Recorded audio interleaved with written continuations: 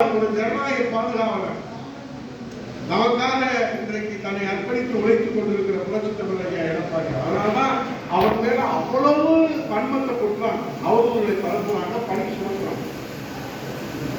ஆகவே இன்றைக்கு ஒரு ராணுவ கட்டுப்பாடோடு இன்னைக்கு கூட 12 பேர் ஒழுங்கு நடவடிக்கை எடுத்து அவர்களை வெளியே தூக்கி போட்டால் அவர்கள் கட்சி பிரிந்து விட்டது, கட்சி சிதறி கிடக்கிறது. எங்க சிதறி கிடக்கிறது? நான் சோழர்களுக்கு இதே அமைச்சராக இருக்கிற போது, மாநில எம்எல்ஏ இருக்கிற போது வந்திருக்கேன், இதே கருத்தை எம்எல்ஏ இருக்கிற போது, அமைச்சராக இருக்கிற போது வந்திருக்கேன். அப்போதெல்லாம் பார்க்காத உற்சாகம் இப்போது உங்கள் முகத்திலே சத்தியமாக இருக்கிறேன். இது ஒன்று உங்களை மேம்படுத்தி உங்களை சந்தோஷப்படுத்துறதுக்காக உண்மையிலே எதிர்கட்சி வந்தால்தான் அங்காட்சி கற்பே வரும். வெற்றிவேல் வீரவேல் மன்னாரி மன்னன் மக்கள் தலைவர் பட்டோட தலைவர் புரட்சித் தலைவர் தொடங்கிய இந்த இயக்கத்தை களத்திலே வெற்றி பெற செய்யுங்கள் என்று இந்த தொண்டர் படையினால் நமக்கு போகலாம்.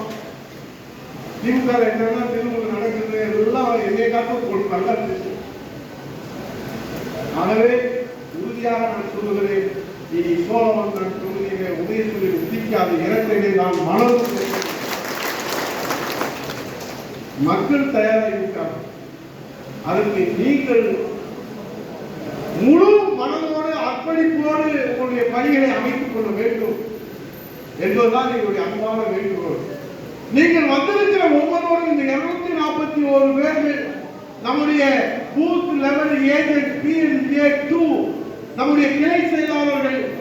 உங்களுடைய மனசாட்சிப்படி நீங்கள் உதயகுமார் தம்பி இந்த நிமிடத்திலிருந்து என் மனசாட்சிப்படி புரட்சித் தலைவர் அவருடைய மன்னாரி மன்னன் மக்கள் தலைவர் பாரதிசாமி இளைஞர் புரட்சித் தலைவர் அம்மாவின் ஆணை மீது புரட்சித் தலைவர் எடப்பாடியாரை முதலமைச்சரின் அமர்த்துவதற்கு இந்த சோழவந்தான் தொகுதி வெற்றியை நாங்கள் பெற்றுக் கொள்கிறோம் என்கிற உறுதியை நீங்கள் ஏற்க வேண்டும் என்பதுதான் இந்த அடியனுடைய தாழ்மையான வேண்டுகோளாக உங்கள் பாதங்களில்.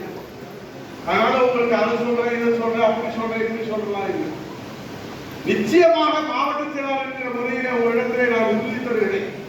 நீங்கள் போர்க்களத்துக்கு செல்கிற போது கைவீசு என்று உங்களை போர்க்களத்திற்கு இனி நாங்கள் அனுப்ப மாட்டோம்.